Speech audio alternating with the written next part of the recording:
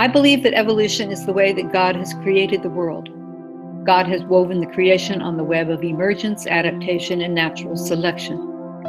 We are very far from understanding the significance of this aspect of God's creation, and also far from integrating this truth into our system of beliefs.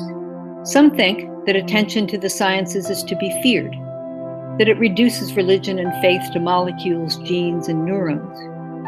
On the contrary, it throws light on how God has created our world and what the actual purpose of faith and religion might be in the divine purview.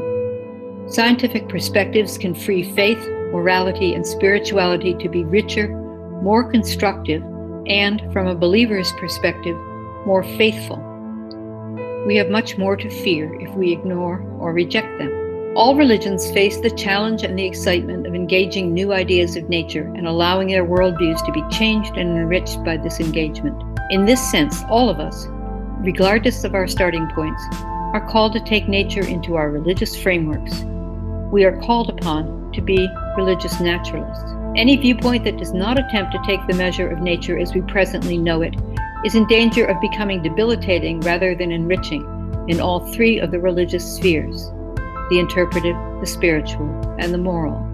For those of us who begin with God, the challenge is to recognize that our scientific understandings are revelation of what God has done, what God is doing now, and what God intends.